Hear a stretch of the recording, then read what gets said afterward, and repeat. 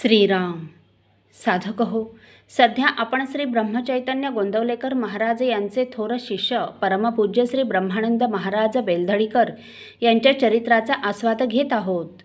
तसेच रविवारी श्री महाराजांच्या काही भक्तांचे अनुभव ऐकणार आहोत. परमपूज्य श्री ब्रह्मानंद महाराज बेलधडीकर यांच्या चरित्राचे लेखक गुरुभक्त भास्कर अनंत लिमये सांगतात. श्रीमन महाराज गदग बेडगिरी येथे 4-5 दिवस होते.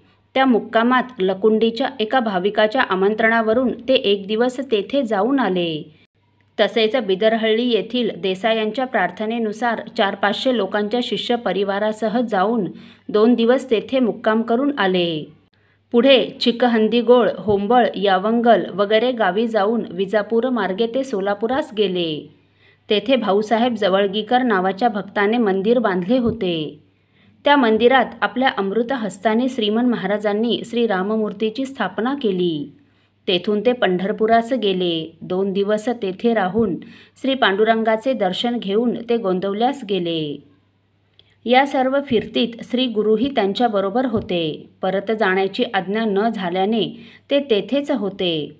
थोड्याच दिवसात भक्त परिवारासह श्रीमन महाराजांनी काशी क्षेत्राकडे प्रयाण केले. बरोबर येण्यास श्री गुरूंना आज्ञा झाल्याने तेही त्यांच्याबरोबर काशीस गेले. काशी क्षेत्री श्रीमन महाराजांचा महिनाभर मुक्काम होता. त्यामुळे गुरुपौर्णिमा तेथेच झाली. त्या दिवशी श्रीमन महाराजांना सुवासिक तेल लावून उष्ण गंगोदकाने अभ्यंगस्नान घालून सर्व भक्तांनी अभिषेक केला.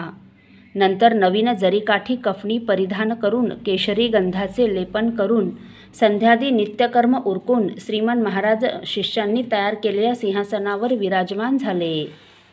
सर्व भक्तांनी भक्तिपूर्वक त्यांची पूजा केली व त्यांना पुष्पमाला अर्पण केल्या. श्री गुरूंनी मनोवाक्याय कर्मे करून एक तुलसीदल श्रीमन महाराजांच्या पायावर वाहिले व दूर मागे सरून उभे राहून ती मनमोहक मूर्ती तादात्म्य पाहून निरखित उभे राहिले. त्यांना श्रीमन महाराज म्हणजे प्रेमाचा जणू पुतळाच भासत होते असे त्या दिवशी त्यांनी उद्गारही काढले. दुसऱ्या एके प्रसंगी श्रीमन महाराज शिष्य परिवारासह बसले असताना त्यांनी पाठीमागे हात जोडून उभे असलेल्या गुरूंना हाक मारून हास्यवदनाने, "बुवा, हे सर्व लोक मला समर्थांचाच अवतार म्हणतात, तरी श्री समर्थात व माझ्यात साम्य कोठे आहे हे सांग," असा प्रश्न केला. अत्यंत विनयाने श्री गुरूंनी श्रीमन महाराजांना नमस्कार केला व खाली मान घालून उभे राहून, "महाराज, श्री समर्थात व आपल्यात प्रत्येक बाबतीत साम्य आहे, पण तुमच्याजवळ कल्याणाच्या तोडीच्या सच्शिष्याचा अभाव मात्र आहे. हेच काय ते एक न्यून मला दिसते," असे उत्तर दिले. श्री गुरूंचे हे मार्मिक उत्तर ऐकून श्रीमन महाराज प्रसन्न चित्ताने उद्गारले, "समर्थ ते समर्थच, त्यांच्यासारखे दुसरे कसे होतील? ते केव्हाही शक्य नाही. तरी पण ब्रह्मानंद बुवांची योग्यता कल्याणा इतकी आहे, यात तिळमात्र संशय नाही."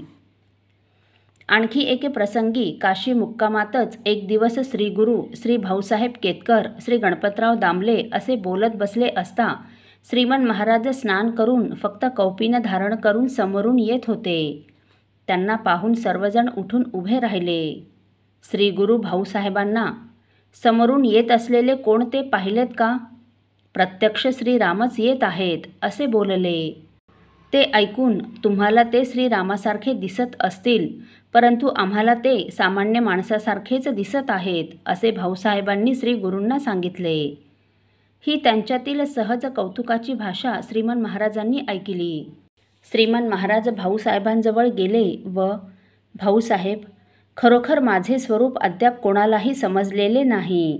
यदा कदाचित थोडेफार कळले असेल तर ते या ब्रह्मानंद बुवालाच," असे उद्गार श्रीमन महाराजांनी त्यांना ऐकविले. अशा प्रकारे श्रीमन महाराजांच्या सान्निध्य सुखाचा लाभ श्री गुरूंनी 3-4 महिने घेतला.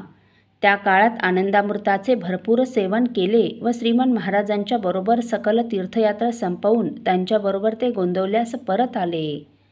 पुढे लवकरच श्री गुरूंना परत जाण्याची आज्ञा झाल्याने त्यांनी तेथून आपला मोर्चा तेरदाळकडे वळविला. असो.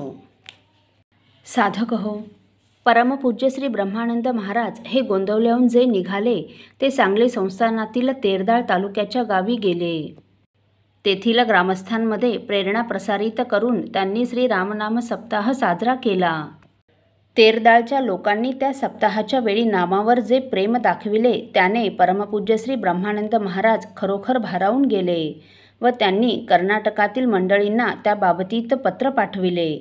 ते पत्र आपण पुढील भागात ऐकणार आहोत. श्रीराम समर्थ. आपल्यातील कोणा श्रींच्या भक्तांना श्रींचे काही अनुभव आले असतील तर कृपया आपण मला ते 9422843253 अथवा सुनील दादांच्या 9892608401 या व्हॉट्सअप नंबरवर कळवावेत अशी नम्र विनंती. श्रीराम समर्थ.